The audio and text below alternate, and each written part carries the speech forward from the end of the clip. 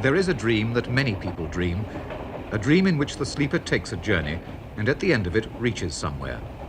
Somewhere that is like his real world and yet unlike. The 1125 diesel from Plymouth to Gunnislake can do this in reality. It takes its passengers to a place that was sad because it failed, but that was 50 years ago. Now, all passion spent, it is beautiful, a place that exists out of time. It has the dreamlike ability to be unpredictable and unlikely. This stretch of river, for instance, was a centre of industrial Britain for 700 years. It exported to the world, it was an entertainment centre, and busy ports lined its banks. The River Tamar really cuts Cornwall from England. In its upper reaches, it's just a pretty river flowing past farms. It's the tidal lower reaches that have the strange, unique atmosphere.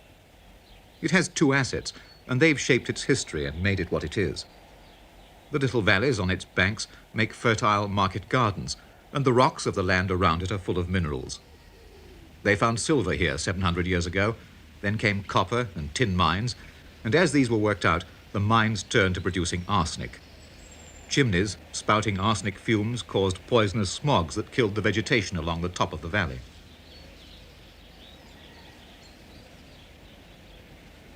The highway that carried the trade was the Tamar. There were always boats navigating the winding, difficult channels between the mudbanks.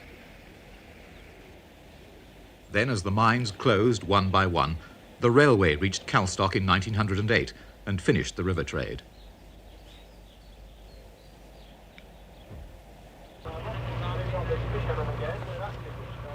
As the riverboats travel on the high tide, they'll pass several places like this, where groups of men pull nets through the water to catch salmon.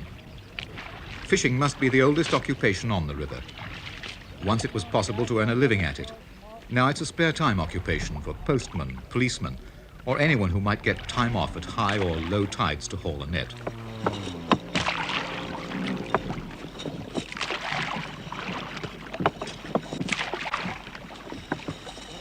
Hey! Hey!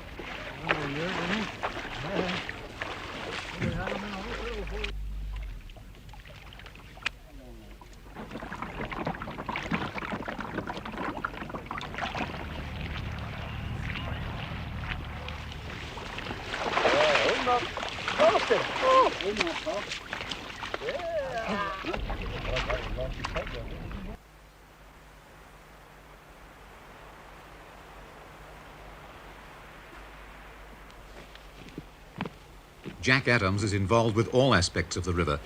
His life revolves around its well-being and the safety of the salmon. He has to be a policeman as well to prevent poaching. Most nights he sits up, watching and waiting for poachers, and most days he will call on people who live by the river to see if they've noticed anything wrong.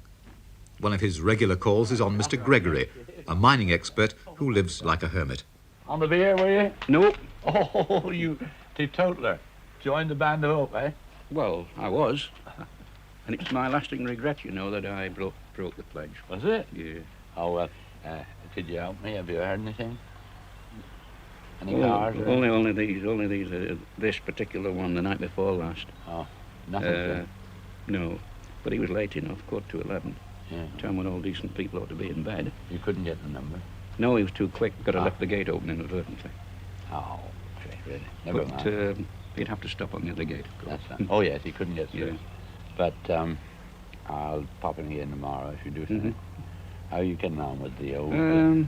Well, the rectifier and the transformer inside in the house there, but I must have this in the open because in the generation of when I'm extracting, or rather depositing the copper, the slightest amount of overvoltage, hydrogen overvoltage on the copper will react with the arsenic in the solution and give off this gas called arsene. Oh, and it's extremely poisonous. No, I don't smoke, thank you. Not one of my bad habits. And so it has to be in the open. Yeah. This arsene is one of the most poisonous of all gases, and you can't smell it. And working alone here, I could be overcome, and that's that. I'd fall into the tub or anything. Ernie Gregory lives on the site of the richest mine on the Tamar. Devon Great Consols was the biggest copper mine in Europe in its heyday. It was a place that really boomed. There were 40 miles of tunnels. There are enormous caverns deep underground. But the mine finally failed, and the trees came back, hiding most of the evidence of its great past.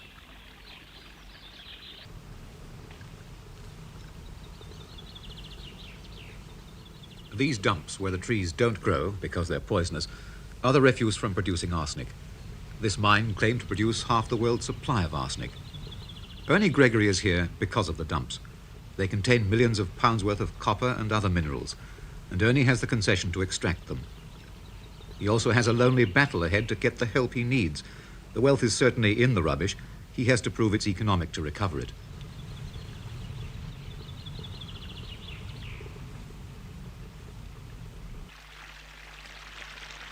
Desolation, melancholy, a sense of wasted effort. Not wasted because somebody made money out of it, but I think of all the people who were working on it. Probably rubber boots were not known. There was no mining regulations to look after them. They had to hike maybe 15 to 20 miles through all weathers, and every piece had to be broken by hand. Well, I can see those. Not only in my own imagination, but I can actually see them at times. Just at the interval of dusk, here, I get afraid. As soon as it's dark, I'm not. But in that interval of dusk, the imagination plays far more, I think, than anything else. And I've got visions of seeing people, the old men walking about. They're not after me, but they don't like to be disturbed. It's so strong that I'm literally scared. Not of wild animals, because there aren't any, or not of the holes, because there are many holes there that you could fall down, but just simply that feeling of somebody's watching me and waiting for me to make a mistake. And then they would pounce. What they would do with me, I don't know, but that is the feeling. And I never get it anywhere except on an old mine.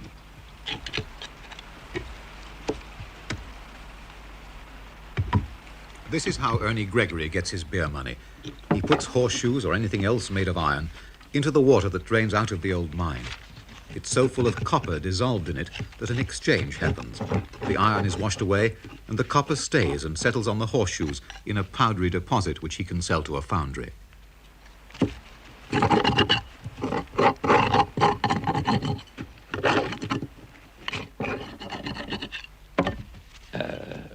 I've been alone all my life, even though I'm married and got 3 children and a large family. I've always been alone because I've always been different from anybody else. Why, I don't know. It's just one of the ways I'm made.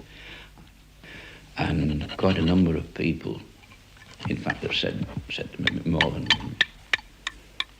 not that I'm flattering myself, but they've always said, the person of your obvious intelligence, why do you stick it?